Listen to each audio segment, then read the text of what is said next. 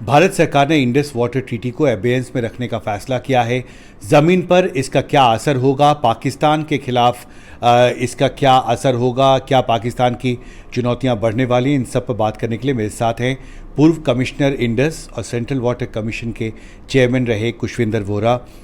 पहला सवाल है कि पाकिस्तान के खिलाफ एक सख्त फैसला भारत ने किया है, इंडस वाटर ट्रीटी को ऑपरेशनलाइजेशन को रोक दिया है बेसिकली। ज़मीन पर कितना असर होगा इसका? देखिए, इसमें ना असर जो है कई तरीके से होगा। पहला तरीका तो ये है कि इसमें पॉसिबिलिटीज़ अब ऐसी हो गई हैं जिससे पाकिस्तान को भी अब लगेगा कि उनका जो जो जो भी हमारी ऑब्लिगेशन उनकी तरफ थी, अगर हम नहीं परफॉर्म करेंगे तो उनको उसका असर होगा। एक तो ये हो गया कि पॉसिबिलिटी हो गई कि हम ट्रीटी के बियॉन्ड सोच पाए।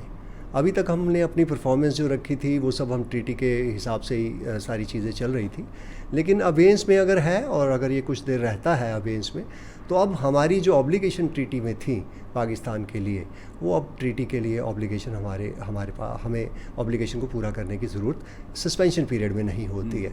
तो अगर हम उसको पूरा नहीं करते हैं तो पाकिस्तान को काफ़ी इससे फ़र्क पड़ेगा। और दूसरा, ड्यूरिंग सस्पेंशन पीरियड हम बहुत सारे काम कर सकते हैं और हम लोग नई एक संभावनाओं की तलाश कर सकते हैं जिससे हम अपने जो हिस्से का पानी है या ये कहें कि वेस्टर्न रिवर्स पे भी वाटर सिक्योरिटी हम अपनी भारत के लिए और ज़्यादा सुदृढ़ कर सकते हैं। पर एक लॉन्ग टर्म स्ट्रैटेजी उसके लिए हमको बनानी होगी। पर मौजूदा तौर पर अभी पाकिस्तान में जो खरीफ सीज़न है वो अप्रैल से शुरू होता है, मानसून वहाँ जून के एंड तक पहुँचता है। तो जो वाटर फ्लो है इंडस वाटर ट्रीटी के तहत, जितना पानी शेयर करना है भारत को, पाकिस्तान पर उस सेंस में क्या असर पड़ेगा? अगर आप अभी इमीडिएट कंसर्न देखेंगे तो अभी बहुत ही छोटा टाइम है, क्योंकि अभी जो फर्स्ट उनका खरीफ सेशन आ रहा है।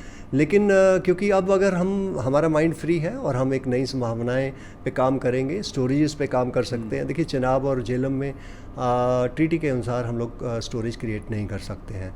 तो अगर हम उस पर काम करना शुरू करते हैं तो आप एक शॉर्ट टर्म, मीडियम टर्म की रेंज लेके चलें, उसमें पाकिस्तान पे उस सब चीज़ों का असर होना शुरू हो जाएगा और वो पानी हम लोग अपने भारतवर्ष में यूज़ कर सकते हैं, नॉर्दर्न स्टेट्स में यूज़ कर सकते हैं। कुछ डाइवर्शन की भी संभावनाएं बनती हैं, तो उसको भी हम कर सकते हैं। लेकिन अगर आप बिल्कुल इमीडिएट टर्म्स की बात करें तो पाकिस्तान को सबसे ज़्यादा असर होने वाला है कि हम लोग डाटा शेयरिंग अब इस सस्पेंशन के दौरान करने की ज़रूरत नहीं है। तो सस्पेंशन है तो डाटा शेयरिंग नहीं हो पाएगी, और डाटा शेयरिंग नहीं हो पाएगी और हमारी जो फ्लड की इंफॉर्मेशन है हमारी रेगुलरली जाती है, वो भी देने की अब इसमें ज़रूरत नहीं रहेगी।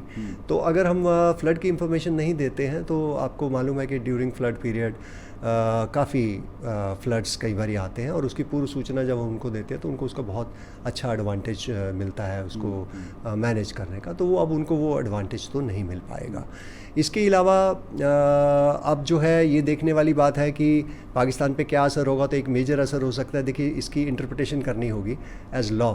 तो जो थोड़ा सा मैं समझ पा रहा हूँ, तो मुझे ऐसा लगता है कि जो अभी ऑनगोइंग एक हमारी न्यूट्रल एक्सपर्ट के पास जो एक डिफरेंस को रेजोल्यूशन का प्रोसेस चल रहा है, उस पर इसका असर होने की पूरी संभावना है। हालांकि हमने वहाँ पे पूरा न्यूट्रल एक्सपर्ट के सामने हमने अपने पक्ष रखे हैं सारे, और उन्होंने एक फ़ैसला भी सुनाया है जिसमें उन्होंने कहा है कि सातों के सातों पॉइंट जो इंडिया ने कहे हैं वो उन्हीं के अख्तियार में है, कोर्ट ऑफ आर्बिट्रेशन के नहीं है। तो वो उसका फ़ैसला सुनाएंगे। लेकिन क्योंकि ये सस्पेंड हो गया है तो अब इसको एग्जामिन करने वाली बात है कि क्या वो न्यूट्रल एक्सपर्ट की प्रोसीडिंग्स में भी हम आगे बढ़ रहे हैं या नहीं बढ़ रहे। और इसके अलावा हम लोग जो नया प्रोजेक्ट अगर कोई यहाँ पे जो फिजिबल था या जो आगे हम बढ़ चुके हैं और जिसकी इंफॉर्मेशन देनी का टाइम आ गया है, तो उसकी इंफॉर्मेशन अभी उनको देने की ज़रूरत नहीं है। यानी अभी फ़िलहाल जो मॉनसून सीज़न शुरू होगा जून महीने में, जून के एंड में, उस दौरान भारत के ऊपर कोई बाध्यता नहीं होगी कि अगर किसी भी नदी के पानी के स्तर में अगर बढ़ोतरी होती है तो उसकी पहले से जानकारी पाकिस्तान को दी जाए।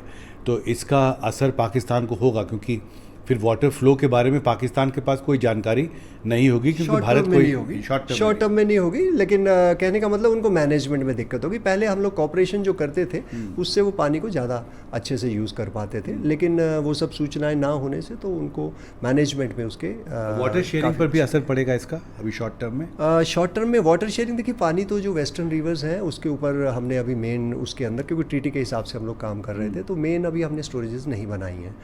तो लेकिन अब जब हम अगर अभी शुरू करेंगे तो उनके ऊपर फिजिबिलिटी और वो सब चीज़ें, तो शॉर्ट टर्म जो एक शॉर्ट मीडियम टर्म है उसके अंदर हम अगर उनके ऊपर काम करते हैं तो डेफिनेटली उनको शॉर्ट और मीडियम टर्म में उसका असर दिखेगा। तो कौन कौन सी नदियाँ हैं जिसका हम वाटर स्टोरेज कर सकते हैं?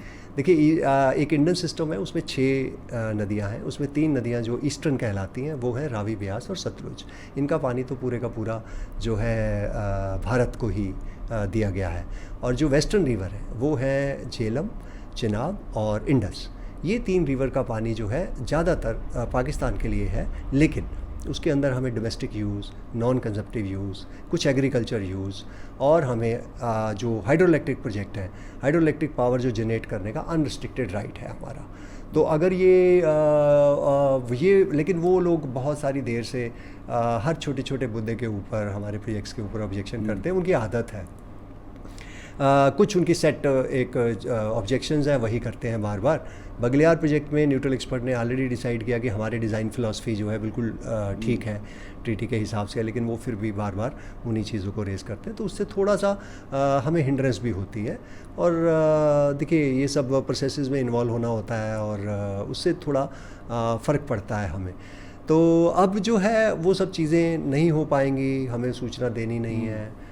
न्यूट्रल एक्सपर्ट की भी प्रोसीडिंग्स मेरे हिसाब से शायद अब पॉज करनी पड़ेगी। वर्ल्ड बैंक का इसमें ज़्यादा रोल नहीं होता। वर्ल्ड बैंक तो सिर्फ इतना है कि अगर कोई डिस्प्यूट आया है या डिफरेंस आया है तो वो या तो कोर्ट ऑफ आर्बिट्रेशन या न्यूट्रल एक्सपर्ट को वो रेफ़र करते हैं मैटर और उसको एस्टैब्लिश करते हैं। उसके बाद और उससे पहले उनका कोई उसके अलावा रोल ट्रीटी इम्प्लीमेंटेशन में। क्या आगे चल के भारत सरकार के पास ये विकल्प होगा कि वो अभी उन्होंने एबियंस में रखा है, यानी इसके ऑपरेशनलाइजेशन को रोक दिया है, आगे चल कर क्या भारत सरकार नलीफाई भी कर सकती है, कह सकती है कि हम अब इस टीटी से बाहर आ गए? एक्चुअली अगर आप देखेंगे, जब हम इसमें एक वियना कन्वेंशन है इंटरनेशनल ऑफ ट्रीटीज़ के ऊपर, उनके अगर हम आर्टिकल 62 देखते हैं तो उसमें एक प्रोविज़न दी हुई है कि अगर कोई फंडामेंटल चेंजेस इन सर्कमस्टांसेस होते हैं तो उस स्थिति में हम लोग ये टर्मिनेट भी कर सकते हैं, ये सस्पेंड भी कर सकते हैं। ये अधिकार तो है। ये अधिकार है, हाँ, लेकिन वो लीगल पॉइंट है और उसके अंदर किस तरह से है तो भारत सरकार ने उसके विषय में या और जो हमारी लीगल प्रोविज़न है या सभी चीज़ों का ध्यान रखा होगा जब ये सस्पेंशन इन्वोक की है। और 72 में उन्होंने सस्पेंशन का असर लिखा हुआ है उसी ट्रीटी में। तो सस्पेंशन का असर है कि हमारी जो ऑब्लिगेशन है, जो उनके आर्टिकल 72 में लिखा हुआ है वियना कन्वेंशन के, कि अब सस्पेंशन का मतलब ये होता है कि हमारी जो ऑब्लिगेशन है ट्रीटी के लिए फर्दर नहीं है okay for the period of suspension. बाध्यता थी, आपने जो कहा कि कुछ जो 3 नदियां हैं जिसके पानी को शेयर करना है पाकिस्तान के साथ, उसके फ्लो को लेके, उसके बारे में इंफॉर्मेशन को लेके उनका कितना पानी कब छोड़ना है, जैसे एक उसमें प्रोविजंस हैं कि डेली कितना कम छोड़ना है या ज़्यादा से ज़्यादा छोड़ना है, हफ्ते में उसको पूरा करना है। तो इस तरह की बहुत सारी ऑब्लिगेशन है उसके अंदर जो है वो अभी बाध्यता सस्पेंशन पीरियड में नहीं रहती है। हमसे बात करने के लिए आपका बहुत बहुत शुक्रिया। दिल्ली से मेरे कैमरा सहयोगी सचिन गुप्ता के साथ हिमांशु शेखर, NDTV इंडिया।